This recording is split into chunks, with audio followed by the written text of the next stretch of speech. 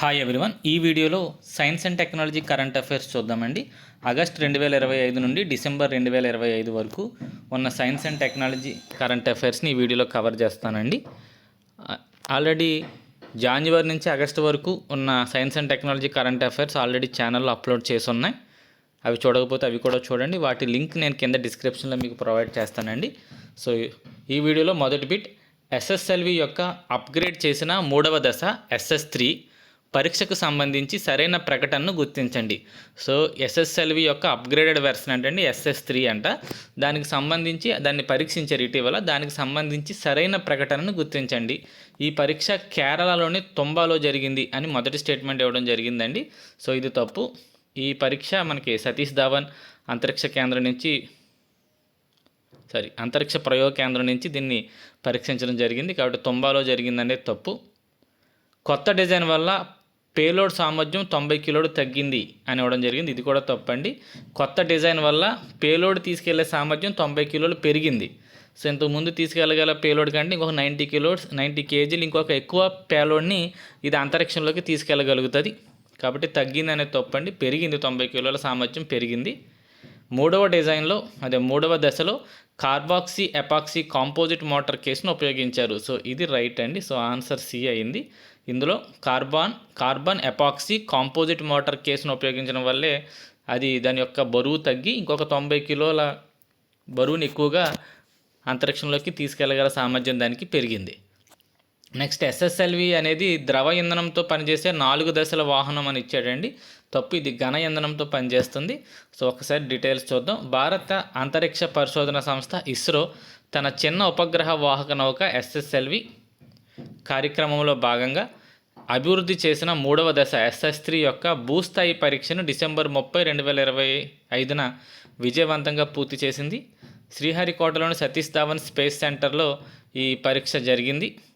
పాత డిజైన్కు బదులు కార్బన్ ఎపాక్సీ కాంపోజిట్ మోటార్ కేసును ఉపయోగించారు. దీనివల్ల బరువు తగ్గి పేలోడ్ సామర్థ్యం సుమారు 90 కిలోలు పెరిగింది. 3వ దశ సెకనుకు 4 కిలోమీటర్ల వేగాన్ని అందిస్తుంది. ఇందులో అత్యాధునిక 233 సెన్సార్స్ అమర్చి పర్యవేక్షించడం అనేది జరిగింది. ఈ విజయం ఎస్ఎస్ఎల్వి యొక్క లాంచ్ అండ్ డిమాండ్ అంటే అవసరమైనప్పుడు వెంటనే ప్రయోగించే సామర్థ్యాన్ని ఇది మరింత బలోపేతం చేస్తుంది. ఎస్ఎస్ఎల్వి అనేది 3 దశల పూర్తిగా ఘన ఇంధనంతో పనిచేసే ప్రయోగ వాహనం. సో అక్కడ 4 దశలతో కూడిన ద్రవ ఇంధనం అని ఇవ్వడం జరిగింది. సో ఇది 3 దశలతో కూడిన ఘన ఇంధనంతో పనిచేసే ప్రయోగ వాహనం. SS3 అనేది అగ్రభాగంలో ఉండే దశ. ఇది కక్షలోకి చేరడానికి అవసరమైన వేగాన్ని ఇస్తుంది. సో 3వ దశ అనమాట అండి SS3 అనేది. సో ఇది చివరి దశ అట. అగ్రభాగాన ఉండే దశ. ఇది కక్షలోని చేరడానికి అవసరమైన వేగాన్ని అందిస్తుంది. తేలికపాటి కార్బన్ ఎపాక్సీ పదార్థం వాడడం వల్ల ఉపగ్రహాలను మోసుకెళ్లే సామర్థ్యం దీనికి పెరిగింది. సో అది ఎస్ఎస్ఎల్వి యొక్క SS3 ప్రయోగానికి సంబంధించి సమాచారం అండి. నెక్స్ట్ క్వశ్చన్ చూద్దాం. ఇటీవల DRDO పరీక్షించిన పినాకా LRGR-120 యొక్క గరిష్ట పరిధి ఎంత? What is the maximum strike range of Pinaka LRGR-120 recently tested by DRDO? So ఈ క్వశ్చన్లో ఈ 120 అనేది దాని యొక్క పరిధిని చూపిస్తుందండి. ఇది 120 కిలోమీటర్స్ పరిధిలో ఉండే వాటి మీద దాడి చేయగలుగుతుంది. శత్రు స్థావరాల మీద దాడి చేయగలుగుతుంది పినాకా అనేది. So defence research and development organisation DRDO December 30, 2025న Pinaka long range guided rocket LRGR అంటే లాంగ్ రేంజ్ గైడెడ్ రాకెట్ 120 యొక్క మొట్టమొదటి విమాన పరీక్షను విజయవంతంగా నిర్వహించింది. పరీక్ష వేదిక ఎక్కడి నుంచి ప్రయోగించారంటే ఒడిశాలోని చాందీపూర్ సమగ్ర పరీక్షా కేంద్రం ఇంటిగ్రేటెడ్ టెస్ట్ రేంజ్ నుండి ఈ పరీక్షను నిర్వహించారు. దీని పరిధి వచ్చేసరికి రేంజ్ ఏంటంటే రాకెట్ తన పూర్తి స్థాయి సామర్థ్యమైన 120 కిలోమీటర్ల దూరాన్ని చేరుకుని లక్ష్యాన్ని అత్యంత ఖచ్చితంగా ఛేదించింది. ఇది కేవలం రాకెట్ మాత్రమే కాదు, గైడెడ్ రాకెట్ అంటే ప్రయాణంలో తన దిశను తానే మార్చుకుంటూ లక్ష్యం వైపు ఖచ్చితంగా వెళ్ళేలా ఇందులో నావిగేషన్, ఇనర్షియల్ నావిగేషన్ మరియు టెర్మినల్ కనెక్షన్ వ్యవస్థలు ఇందులో ఉంటాయంటండి. సో ఇప్పటికే ఉన్న పినాకా లాంచర్ నుండే దీన్ని ప్రయోగించవచ్చు. ఇది శత్రువుల కమాండ్ సెంటర్లు మరియు లాజిస్టిక్ హబ్బులను సుదూరం నుండే ధ్వంసం చేయగలదు. సో అది ఈ LRGR-120 పినాకా అనేది దానికి సంబంధించి సమాచారం అండి. Next question, heron MK2 డ్రోన్లలోని SAR synthetic aperture radar సాంకేతికత యొక్క ప్రధాన ప్రయోజనం ఏంటి? సో హెరాన్ MK2 డ్రోన్లలో ఈ SAR అనే సాంకేతికతను వాడుతున్నారండి. సింథటిక్ అపరేచర్ రాడార్ సాంకేతికతను వాడుతున్నారు. దాని యొక్క ప్రధాన ప్రయోజనం ఏంటి అంటే ఇది చీకట్లో కానీ లేదా ఎటువంటి అడ్డంకులున్నా, మేఘాలున్నా, పొగమంచుతో ఉన్నా సో చిత్రాలను స్పష్టంగా తీసి అందించగలుగుతుందండి. Answer C. ఇది మేఘాలు, పొగమంచు లేదా చీకట్లో కూడా స్పష్టమైన చిత్రాలు అందించగల టెక్నాలజీనే SAR అంటారు, synthetic aperture radar.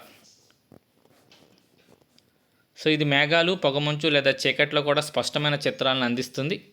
Heron MK2 డ్రోన్లను భారతదేశం ఇజ్రాయిల్ నుంచి కొనుగోలు చేసింది. సో ఇది ఇంపార్టెంట్ అండి, ఏ దేశం నుంచి కొనుగోలు చేసింది అనేది. వీటిని ఇజ్రాయిల్కి చెందిన ఇజ్రాయిల్ ఏరోస్పేస్ ఇండస్ట్రీస్ సంస్థ తయారు చేస్తుంది. భారత త్రివిధ దళాలు తమ నిఘా సామర్థ్యాన్ని పెంచుకోవడానికి ఈ అత్యాధునిక డ్రోన్లను వాడుతున్నాయి. సో శాటిలైట్ లింక్ ఉంటుందంటే శాట్కామ్. ఈ డ్రోన్లలో శాటిలైట్ కమ్యూనికేషన్ సౌకర్యం ఉండడం వల్ల కంట్రోల్ రూమ్ నుండి చాలా దూరంలో ఇవి ఉన్నప్పటికీ వీటిని ఆపరేట్ చేయొచ్చు. సో ఎంత దూరం వెళ్ళిపోయినా కూడా ఈ డ్రోన్లను మనం ఆపరేట్ చేయొచ్చు అంటండి. ఇవి 24 గంటలకు పైగా నిరంతరంగా ఎగరగలవు మరియు 500 కేజీల బరువుని మోయగలవు. వీటిలో SAR రాడార్ అన్ని రకాల వాతావరణ పరిస్థితులను స్పష్టమైన నిఘా సమాచారాన్ని మనకి అందిస్తుంది. సో స్పష్టమైన చిత్రాలు, నిఘా సమాచారాన్ని మనకి అందిస్తూ ఉంటుందన్నమాట. నెక్స్ట్, భారత్ మరియు నేపాల్ దేశాల మధ్య ఇటీవల జరిగిన సూర్యకిరణ్ 19 సైనిక విన్యాసాలకు ఆతిథ్యం ఇచ్చిన ప్రదేశం ఏంటి? సో ఎక్కడ జరిగింది ఈ సూర్యకిరణ్ 19 అనే సైనిక విన్యాసాలు ఎక్కడ జరిగాయి అనేది క్వశ్చన్ అండి. సో ఆన్సర్ వచ్చేసరికి ఈ పితోర్గర్, ఉత్తరాఖండ్ అనే చోట మనకి ఈ సూర్యకిరణ్ 19 అనే సైనిక విన్యాసాలు జరిగాయి. సో ఇక్కడ మీకు మొత్తం 2025లో జరిగిన సైనిక విన్యాసాల సమాచారం అంతా నేను వరుసగా ఇక్కడ ఇవ్వడం జరిగిందండి. ఓన్లీ ఈ సైనిక విన్యాసాలన్నీ ఎక్స్ప్లెయిన్ చేస్తేనే నాకు ఇంచుమించు ఒక 45 మినిట్స్ పడుతుంది. కాబట్టి నేను వాటిని ఏమి ఎక్స్ప్లెయిన్ చేయకుండానే మీకు జస్ట్ అలా స్క్రీన్ రొటేట్ చేసుకుంటూ వెళ్తాను. సో తద్వారా మీరు నోట్ చేసుకునే వాళ్ళు నోట్ చేసుకోవచ్చు. లేదు సార్ మాకు ఈ PDF కావాలి అంటే నేను మీకు నెంబర్ డిస్క్రిప్షన్లో ప్రొవైడ్ చేస్తాను. మీరు ఆ నెంబర్కి మెసేజ్ చేసినట్లయితే నేను మొత్తం వీడియో అంతా చూడండి. మీకు మ్యాటర్ బాగుంది, నచ్చింది అనుకుంటే మీరు నాకు వాట్సాప్కి మెసేజ్ చేసినట్లయితే నేను కొంత అమౌంట్కి మీకు ఈ PDFని మీకు అందిస్తాను. అమౌంట్ పెద్దగా ఎక్కువైతే ఏమీ ఉండదు. ఆల్రెడీ నా దగ్గర PDFలు తీసుకుంటున్న వాళ్ళకైతే ఆ విషయం తెలుసు. సో మీరు వాట్సాప్ మెసేజ్ చేయండి. మీకు ఓకే, కాస్ట్ ఓకే, పర్వాలేదు, చాలా పర్వాలేదు, తీసుకోవచ్చు అనుకుంటే తీసుకోవచ్చు, లేకపోతే లేదు. సో మొత్తం 2025లో ఉన్న సైనిక విన్యాసాలన్నీ ఇక్కడ మీకు ఇవ్వడం జరిగిందండి. ఏమేమి జరిగినాయి, ఏ ఏ దేశాల మధ్య జరిగినాయి, ఎప్పుడెప్పుడు జరిగినాయి అనేది మొత్తం పూర్తిగా ఇన్ఫర్మేషన్ ఇక్కడ ఇవ్వడం జరిగింది.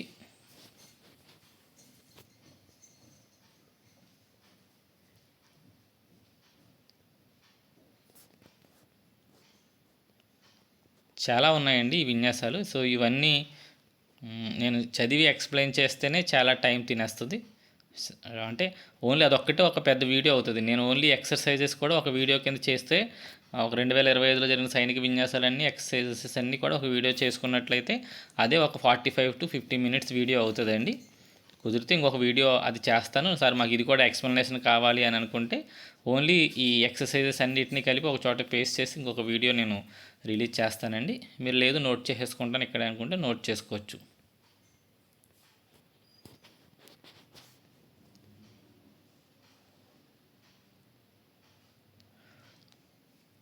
సో నెక్స్ట్ క్వశ్చన్, ఇటీవల ఇస్రో తన అత్యంత బరువైన ఉపగ్రహం బ్లూబర్డ్ బ్లాక్ 2 సుమారు 6100 కిలోలు అంటండి, దీనిని ఏ రాకెట్ ద్వారా విజయవంతంగా ప్రయోగించింది అనేది క్వశ్చన్.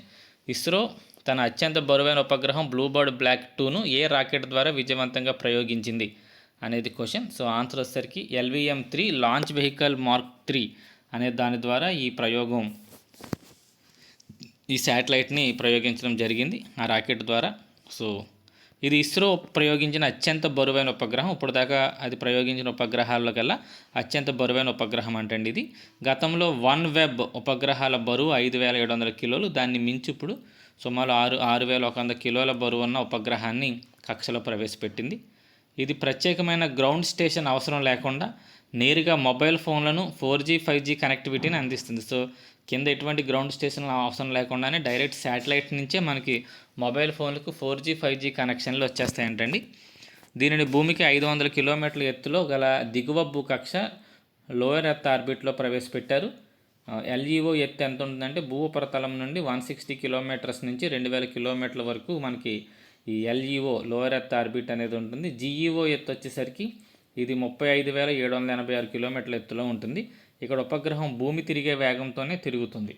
ఈ జీఈఓలో ప్రవేశపెట్లయితే మనకి ఎంత ఎత్తు ఉంటుందంటే ఈ ఆర్బిట్ 35,786 కిలోమీటర్లు ఉంటుందంటే ఇక్కడ ఉపగ్రహం భూమి తిరిగే వేగంతోనే తిరుగుతుంది.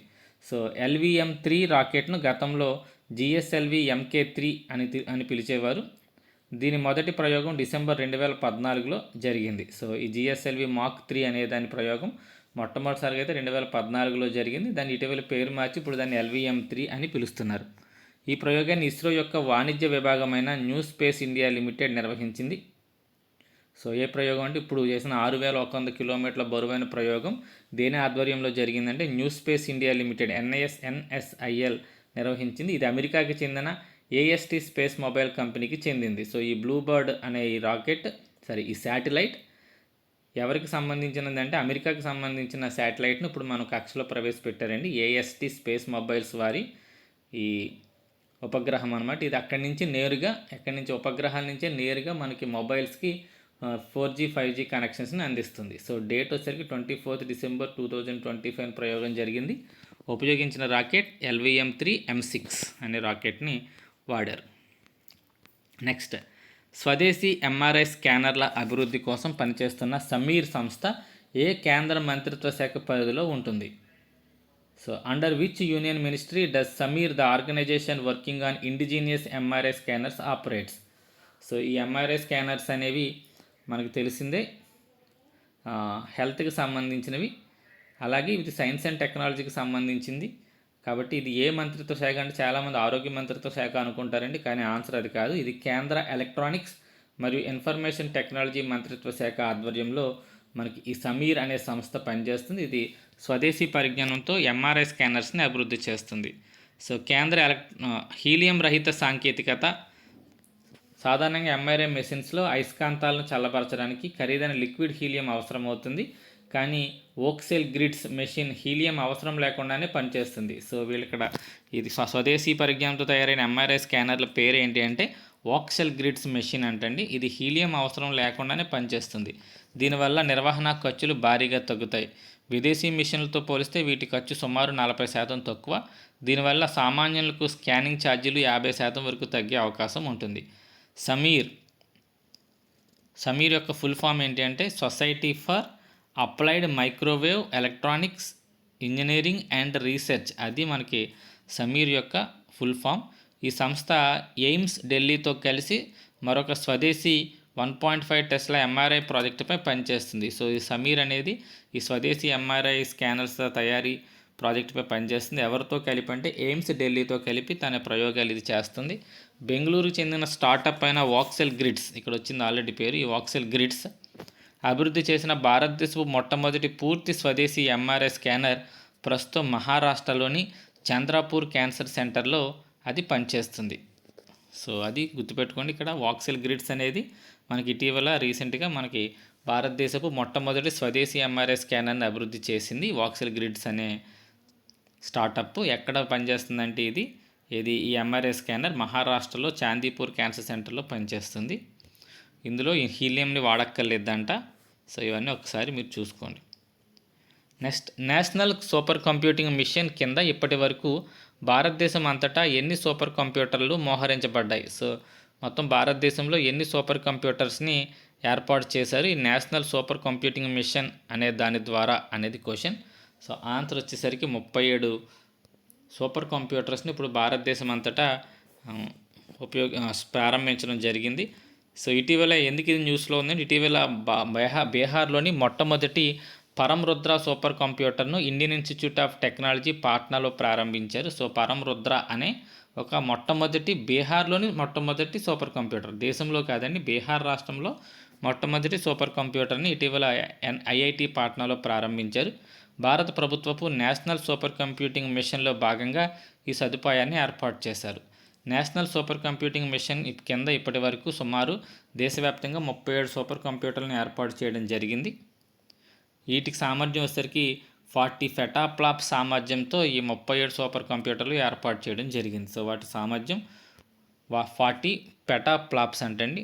ఎప్పటి నుంచి మనకి నేషనల్ సూపర్ కంప్యూటింగ్ మిషన్ ప్రారంభమైందంటే 2015 ఏప్రిల్లో ఈ నేషనల్ సూపర్ కంప్యూటింగ్ మిషన్ అనేది ప్రారంభమైంది. 4500 కోట్ల వ్యయంతో దీన్ని ప్రారంభించారు. ఇది మినిస్ట్రీ ఆఫ్ ఇన్ఫర్మేషన్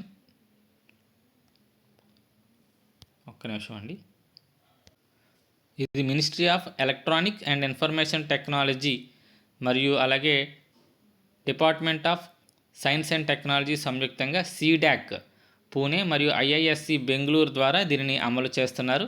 పరం రుద్ర అనేది స్వదేశీ రుద్ర సర్వర్లు మరియు సాఫ్ట్వేర్తో తయారు చేయబడ్డ సూపర్ కంప్యూటర్స్ అండి. ఈ పరం రుద్ర అనేవి పరం రుద్ర సూపర్ కంప్యూటర్స్లో ఉండే సర్వర్ పేరు రుద్ర అనే సర్వర్ వాడతారు. అది స్వదేశీ సర్వర్ అనమాట. అలాగే సాఫ్ట్వేర్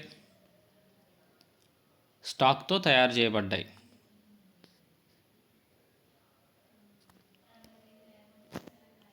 నెక్స్ట్, భారతదేశపు మొట్టమొదటి పవర్ మ్యూజియం ఏ నగరంలో నిర్మించబడుతుంది? సో పవర్ మ్యూజియం అంటండి, భారతదేశపు మొట్టమొదటి పవర్ మ్యూజియం ఏ నగరంలో నిర్మించబడుతుంది అంటే ఆన్సర్ పాట్నాలో దీన్ని నిర్మిస్తున్నారు, భారతదేశపు మొట్టమొదటి పవర్ మ్యూజియాన్ని.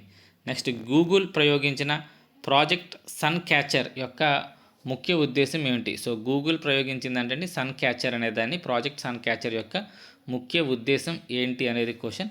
సో ఆప్షన్ సూర్యునిపై పరిశోధన చేయడం, అంతరిక్షంలో సౌర విద్యుత్తో నడిచే డేటా సెంటర్ల నిర్మాణం, వ్యవసాయం కోసం సోలార్ పంపుల పంపిణీ, ఎడారి ప్రాంతాల్లో విద్యుత్ ఉత్పత్తి. సో ఆన్సర్ వచ్చేసరికి అంతరిక్షంలో సౌర విద్యుత్తో నడిచే డేటా సెంటర్లు నిర్మించాలి అనే ఉద్దేశంతో గూగుల్ ప్రాజెక్ట్ సన్ క్యాచర్ అనే ఒక ప్రాజెక్ట్ని చేపట్టింది, సన్ క్యాచర్. నెక్స్ట్, భారతదేశ తీరరక్షక దళం ఇటీవల ప్రవేశపెట్టిన మొట్టమొదటి స్వదేశీ కాలుష్య నియంత్రణ నౌక పేరేంటి? So what is the name of the first indigenously built pollution control vessel inducted by the Indian coast guard? So answer సముద్ర ప్రతాప్ అండి. ఇది సముద్రంలో ఉండే కాలుష్యాన్ని నివారించడం కోసం దీన్ని తీసుకురావడం జరిగింది. సో సముద్ర ప్రతాప్ నిర్మాణం, దీన్ని ఎవరు నిర్మించారు? సముద్ర ప్రతాప్ అంటే గోవా షిప్ యార్డ్ లిమిటెడ్ అనేది నిర్మించింది. ఈ నౌకలో 60% కంటే ఎక్కువ దేశీయ పరికరాలు ఉపయోగించారు. ఇది ఆత్మనిర్భర్ భారత్ మరియు మేక్ ఇన్ ఇండియా లక్ష్యాలకు అనుగుణంగా ఏర్పాటైంది.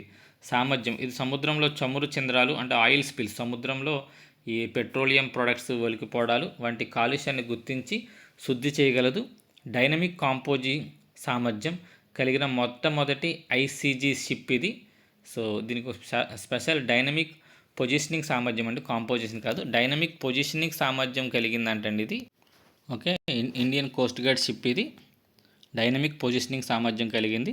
దీని కొలతలు వచ్చేసరికి దీని పొడవు 114.5 మీటర్లు మరియు బరువు వచ్చేసరికి 4170 టన్నుల బరువుని ఇది కలిగి ఉందండి. నెక్స్ట్, ఐఐటి ఢిల్లీ పరిశోధకులు అభివృద్ధి చేసిన స్వయంగా ప్రయోగశాలల్లో ప్రయోగాలు చేయగల ఏఐ ఏజెంట్ పేరేంటి?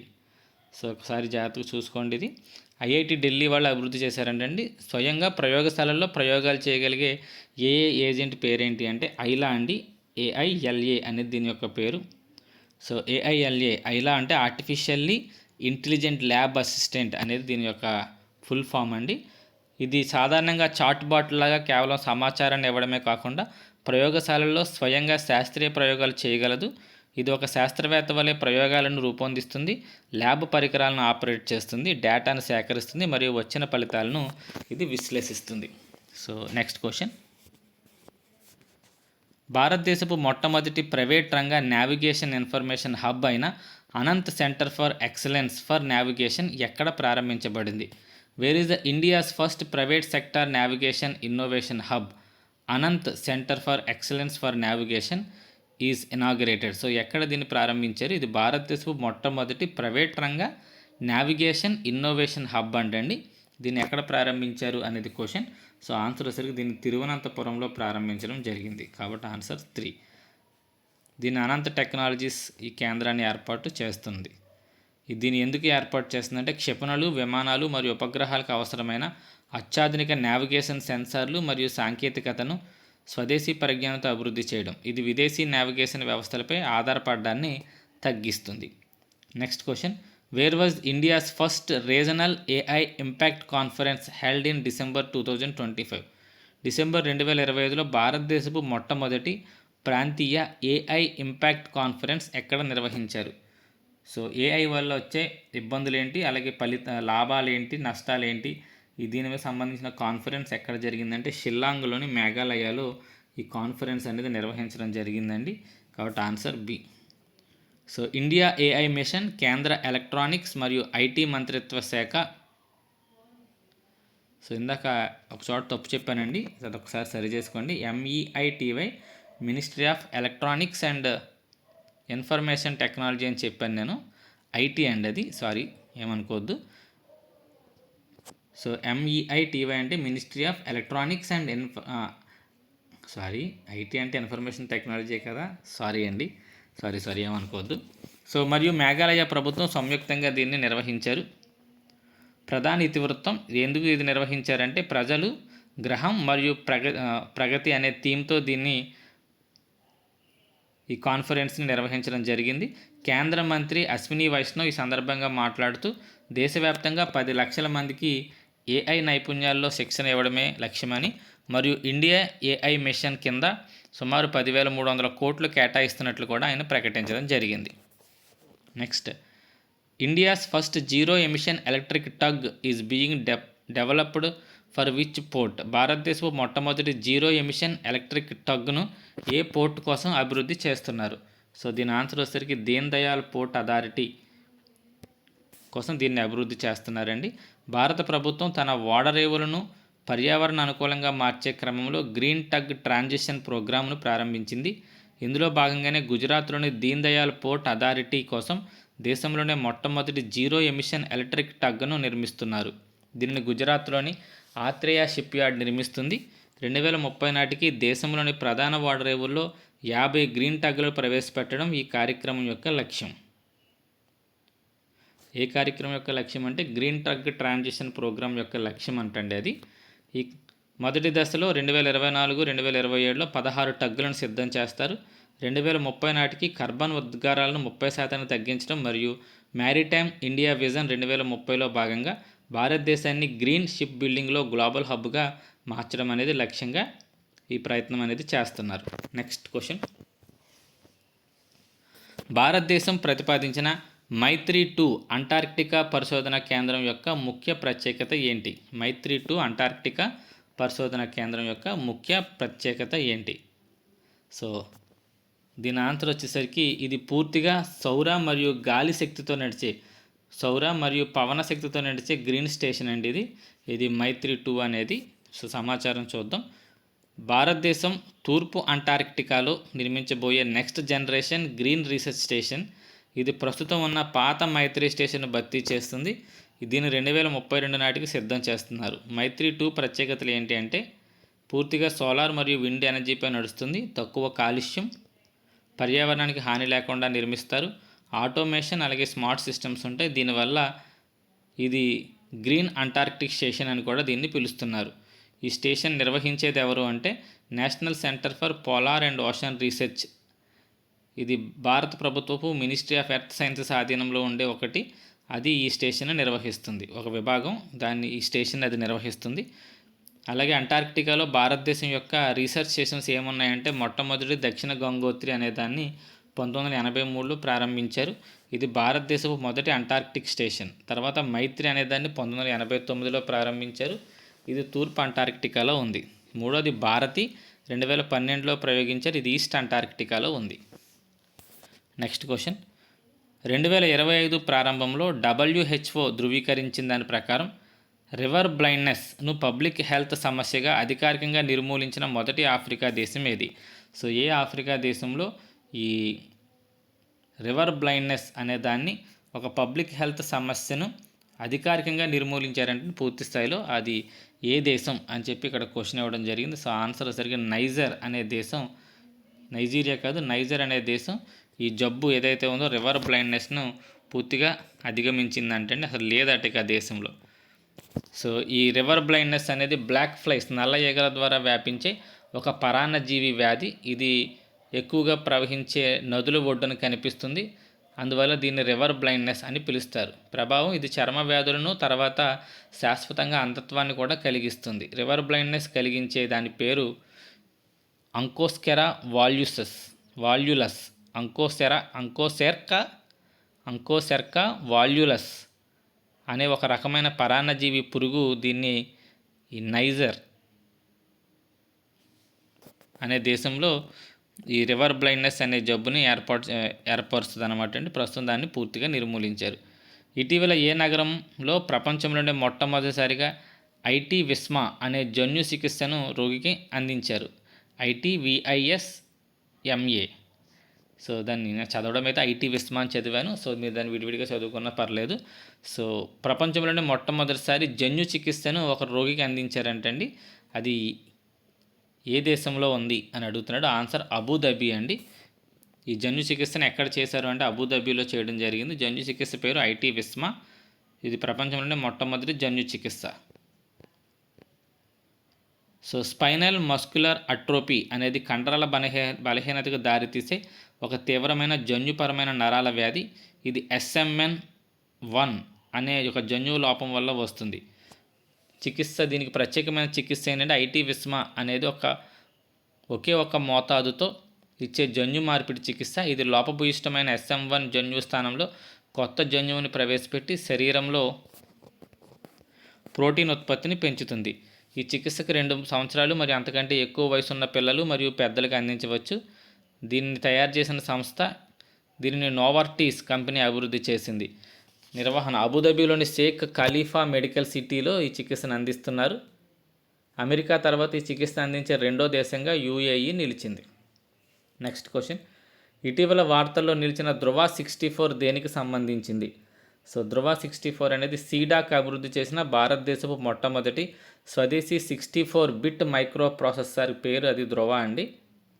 దీన్ని సీడాక్ అభివృద్ధి చేసింది. కార్యక్రమం ఏంటంటే డిజిటల్ ఇండియాలో RISC-V ప్రోగ్రాం కింద దీన్ని రూపొందించారు. ఈ RISC అంటే రెడ్యూస్డ్ ఇన్స్ట్రక్షన్ సెట్ కంప్యూటర్ అండి. అంటే ఇన్స్ట్రక్షన్స్ తక్కువగా అవసరం అవుతుంది. ఇది ఒక నెక్స్ట్ జనరేషన్ కంప్యూటర్ అనమాట. ఈ RISC ప్రోగ్రామ్ కింద దీన్ని రూపొందిస్తున్నారు. దీంట్లో వాడే సాంకేతికత ఏంటంటే ఇది 1.0 GHz వేగంతో పనిచేసే 64 బిట్ డ్యూయల్ కోర్ ప్రాసెసర్ అండి. ఇక ఆర్కిటెక్చర్ ఇందాక చూసాం ఆల్రెడీ. ఇది ఓపెన్ సోర్స్ RISC-V ఆర్కిటెక్చర్ ఆధారంగా పనిచేస్తుంది. దీని ఉపయోగాలు ఏంటంటే రక్షణ రంగంలో, నెక్స్ట్ ఆటోమేటివ్, 5G మౌలిక సదుపాయాలు మరియు ఇండస్ట్రియల్ ఆటోమేషన్ మొదలైన వాటికి దీన్ని ఉపయోగిస్తారు. సో దీన్ని సీడాక్ అభివృద్ధి చేసిన భారతదేశం మొట్టమొదటి స్వదేశీ 64 బిట్ మైక్రో ప్రాసెసర్ యొక్క ఉపయోగాలండి. సో భారతదేశం యొక్క మైక్రో ప్రాసెసర్లు వాటి యొక్క ముఖ్యాంశాలు కూడా ఇక్కడ ఇవ్వడం జరిగింది.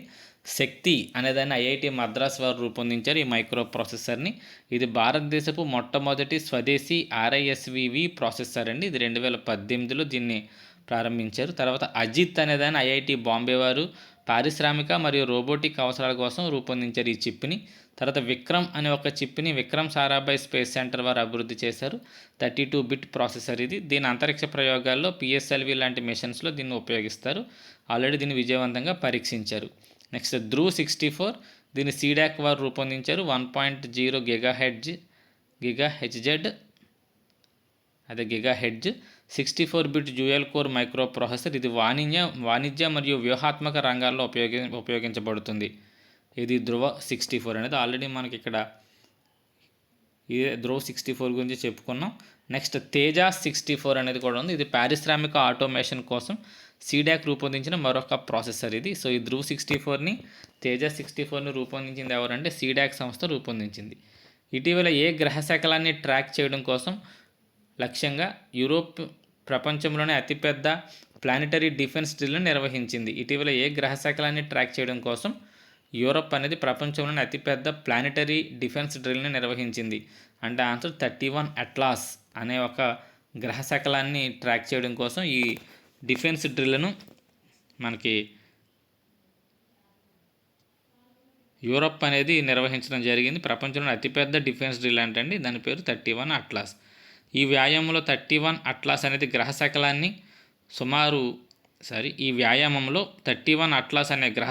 సుమారు సెకన్కి 60 కిలోమీటర్ల వేగంతో ప్రయాణిస్తున్నట్లు గుర్తించి దాని కక్షను పర్యవేక్షించారు. భూమికి గ్రహశకలాల ముప్పు పొంచి ఉన్నప్పుడు ముందస్తు హెచ్చరికల వ్యవస్థ, ఎమర్జెన్సీ కోఆర్డినేషన్ మరియు ప్రజలతో కమ్యూనికేషన్ ఎలా ఉండాలో ఇక్కడ పరీక్షించడం అనేది జరిగింది.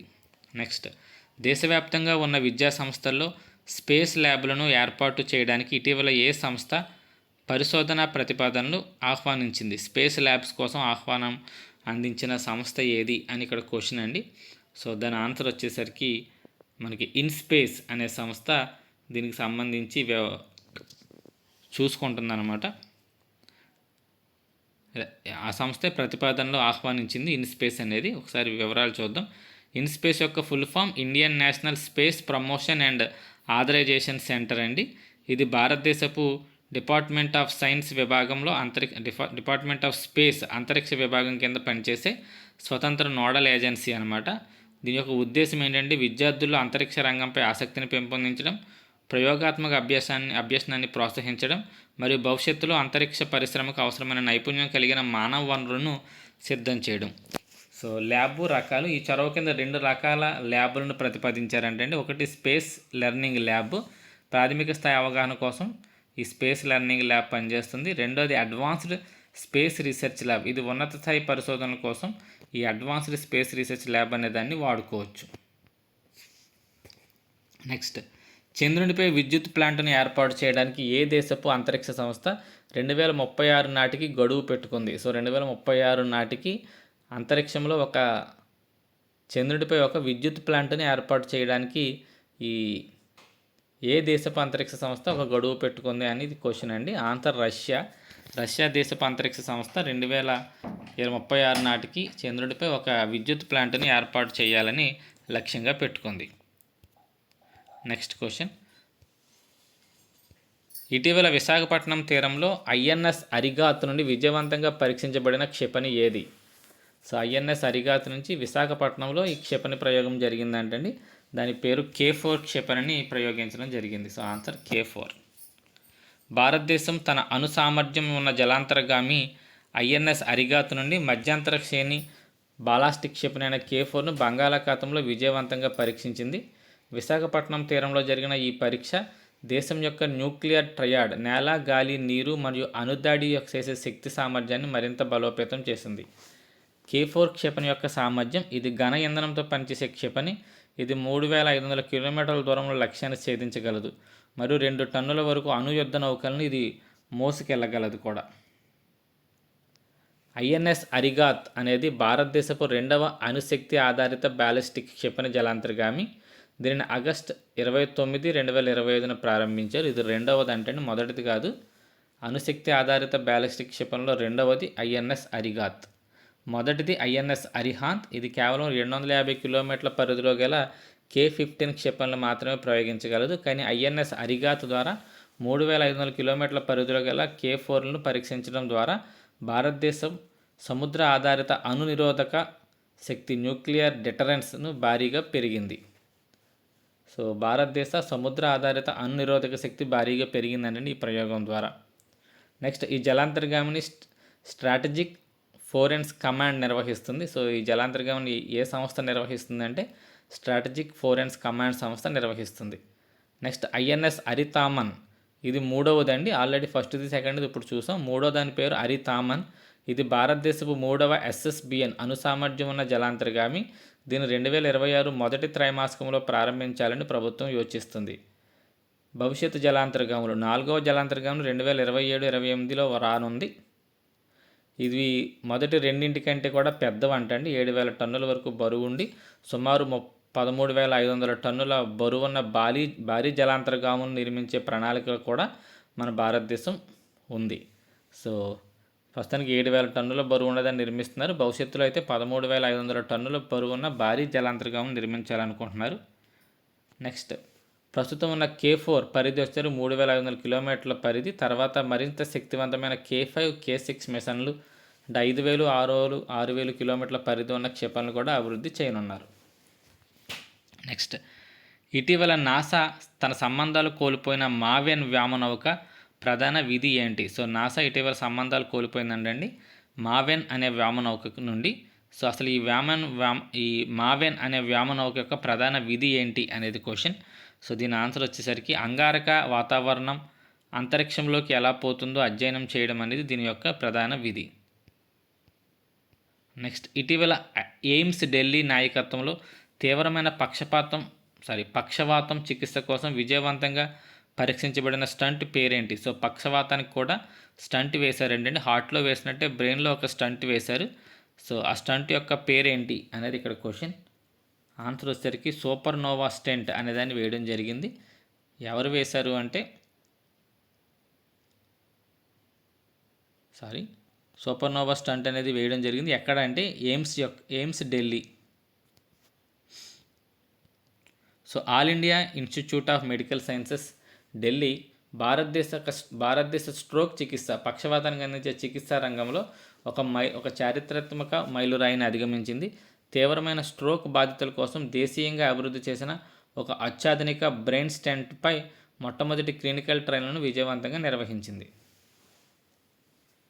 నెక్స్ట్ క్వశ్చన్, భారతదేశపు మొట్టమొదటి హైడ్రోజన్ ఆధారిత రైలు కోసం గ్రీన్ హైడ్రోజన్ ఉత్పత్తి చేసే ప్లాంట్ని ఎక్కడ ఏర్పాటు చేస్తున్నారు? సో హైడ్రోజన్ రైలు కోసం ఈ గ్రీన్ హైడ్రోజన్ని ప్లాంట్ని ఎక్కడ ఏర్పాటు చేస్తున్నారు అనేది క్వశ్చన్ అండి.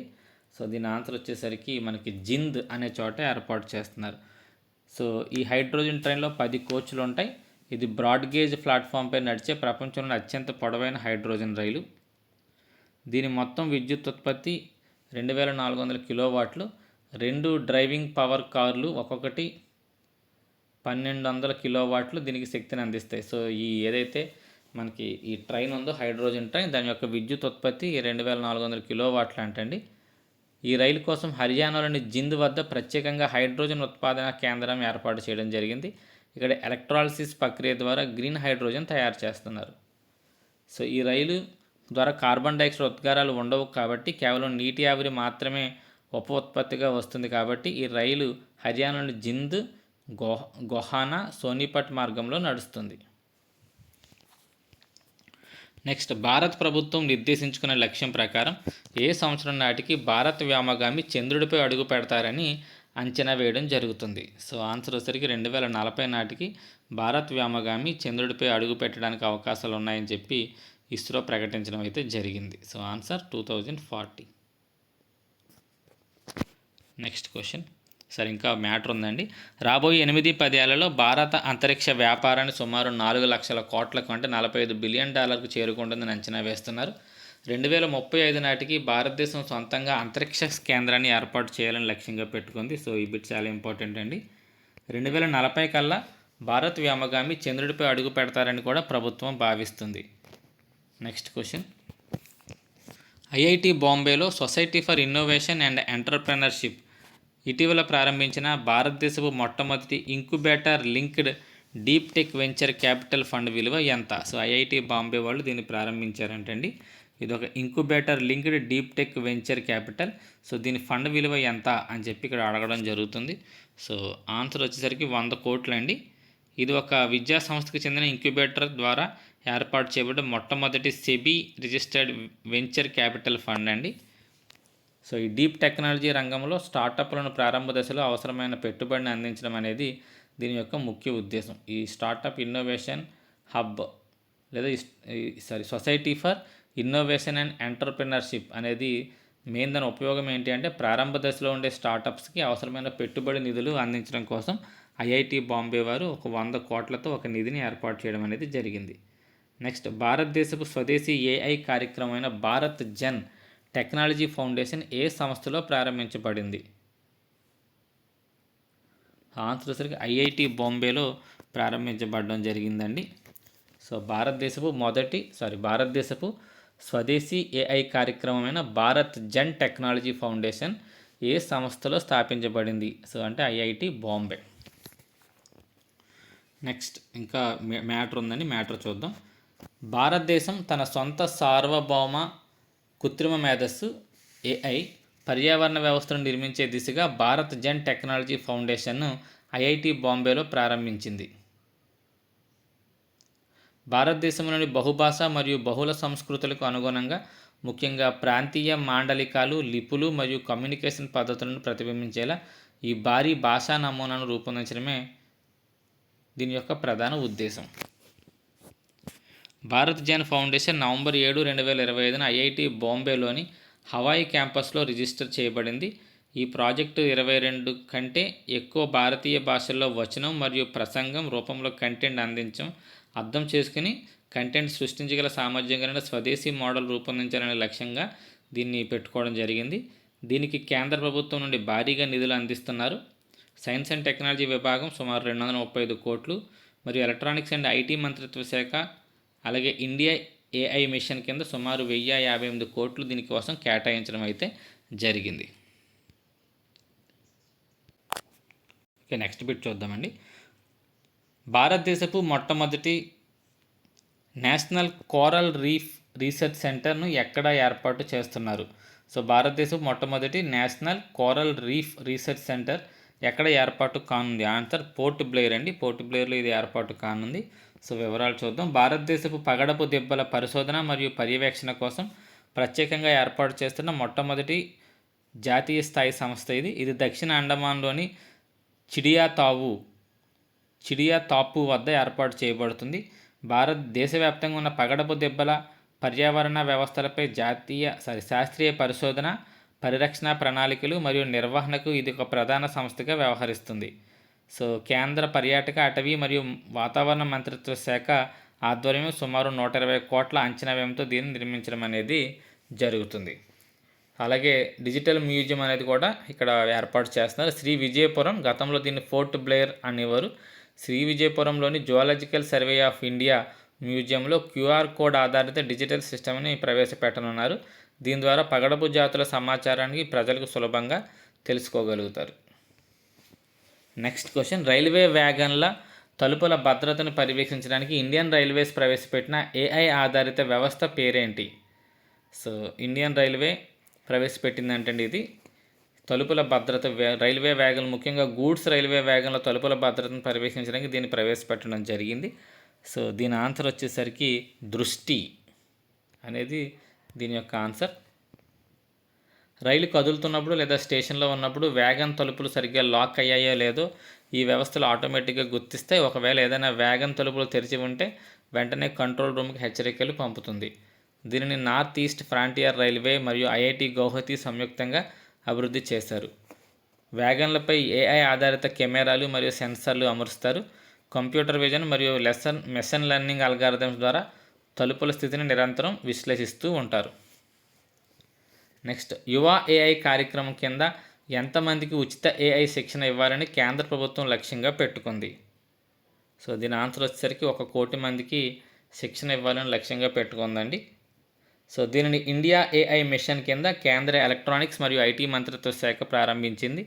ఇది 4.5 గంటల నిడివి గల ఉచిత ఆన్లైన్ కోర్స్. విద్యార్థులు, నిపుణులు మరియు ఆసక్తి ఉన్నవారు ఎవరైనా తమకు వీలైన సమయంలో దీన్ని పూర్తి చేయవచ్చు. దేశవ్యాప్తంగా 1 కోటి మంది పౌరులకు ప్రాథమిక ఏఐ నైపుణ్యాలను ఇక్కడ అందించడం జరుగుతుంది. ఫండమెంటల్ ఏఐ స్కిల్స్ని అందిస్తారంటండి. భారత్ ఇటీవల తన కార్యకలాపాలను నిలిపివేసి తిరిగి అప్పగించిన ఐనీ ఎయిర్ బేస్ ఏ దేశంలో ఉంది? సో ఆన్సర్ తజికిస్తాన్లో ఉందండి ఈ ఐనీ ఎయిర్ బేస్ అనేది. మధ్య ఆసియా దేశమైన తజికిస్తాన్తో రక్షణ సంబంధాలను బలోపేతం చేసుకోవడంలో భాగంగా భారత్ ఈ బేస్ను అభివృద్ధి చేసింది. కానీ ప్రస్తుతం భౌగోళిక మరియు రాజకీయ పరిస్థితుల దృష్ట్యా దాన్ని దాన్ని అప్పగించడం అనేది జరిగింది. ఈ ఎయిర్ బేస్ని వెనక్కి ఇచ్చేయడం జరిగిందండి. ఎవరికంటే తజికిస్తాన్కి. ప్రపంచంలోనే మొట్టమొదటిసారి వైఫై 7 నెట్వర్క్ను ప్రవేశపెట్టిన విమానాశ్రయం ఏ దేశంలో ఉంది? సో వైఫై 7ని ప్రవేశపెట్టిందంటండి ఆ దేశం ఏంటి అని ఇక్కడ క్వశ్చన్. సో ఆన్సర్ వచ్చేసరికి ఓమన్. వైఫై 7 గతంలో ఉన్న వైఫై 6 కంటే దాదాపు 4.8 రెట్లు ఎక్కువ వేగంతో పనిచేస్తుంది. దీని గరిష్ట వేగం సెకన్కి 46 GB/s వరకు ఉంటుంది. ఓమన్ విజన్ 2040 తన పర్యాటక మరియు విమానయాన రంగాలను ప్రపంచ స్థాయికి చేర్చడంలో భాగంగా ఓమన్ ఈ అత్యాధునిక సాంకేతికతను ప్రవేశపెట్టింది. నెక్స్ట్ క్వశ్చన్, సైన్స్ అండ్ టెక్నాలజీలో పరిశోధనలు ప్రోత్సహించడానికి ప్రభుత్వం ప్రకటించిన ఆర్డిఐ పథకం యొక్క మొత్తం నిధి విలువ ఎంత? సో సైన్స్ అండ్ టెక్నాలజీ పరిశోధనలు ప్రోత్సహించడానికి ప్రభుత్వం ప్రకటించింది అంటే ఒక నిధిని. ఆ నిధి విలువ ఎంత అనేది క్వశ్చన్. సో ఆన్సర్ వచ్చేసరికి 1,00,000 కోట్లు అండి. 1,00,000 కోట్లు మనకి నిధిని కేంద్ర ప్రభుత్వం ప్రకటించడం అయితే జరిగింది. సో కేంద్ర ప్రభుత్వం సైన్స్ అండ్ టెక్నాలజీ రంగంలో భారతదేశాన్ని అగ్రగామిగా నిలిపేందుకు 1,00,000 కోట్ల భారీ నిధితో రీసెర్చ్ ఫౌండేషన్ ఇన్నోవేషన్ పథకాన్ని ప్రారంభించింది. దీనికి అనుసంధాన్ నేషనల్ రీసెర్చ్ ఫౌండేషన్ ద్వారా ప్రధానంగా అమలు చేయడం అనేది జరుగుతుంది. దీనిని అనుసంధాన్ నేషనల్ రీసెర్చ్ ఫౌండేషన్ ద్వారా ప్రధానంగా అమలు చేస్తారు. సో ప్రభుత్వం 1,00,000 కోట్ల నిధిని ప్రకటించడం జరిగింది. దీని ద్వారా ప్రైవేట్ రంగంలో పరిశోధన ఆవిష్కరణలు ప్రోత్సహించడానికి వడ్డీ లేని లేదా తక్కువ వడ్డీ రుణాలు అందించడం అనేది జరుగుతుంది. అనుసంధాన్ నేషనల్ రీసెర్చ్ ఫౌండేషన్ ఈ పథకాన్ని సమర్థవంతంగా నిర్వహించడానికి ప్రభుత్వం ANRFను ఏర్పాటు చేస్తుంది. భారత ప్రధానమంత్రి ఈ ఫౌండేషన్కి అధ్యక్షుడిగా, కౌన్సిల్ అధ్యక్షుడిగా ఉంటారు. భారత ప్రధానమంత్రి ఈ ఫౌండేషన్కి ఎగ్జిక్యూటివ్ కౌన్సిల్ మరియు అధ్యక్షుడిగా కూడా ఉంటారు. కేంద్ర సైన్స్ అండ్ టెక్నాలజీ సంస్థ మరియు విద్యాశాఖ మంత్రి దీనికి ఉపాధ్యక్షులుగా వ్యవహరిస్తారు.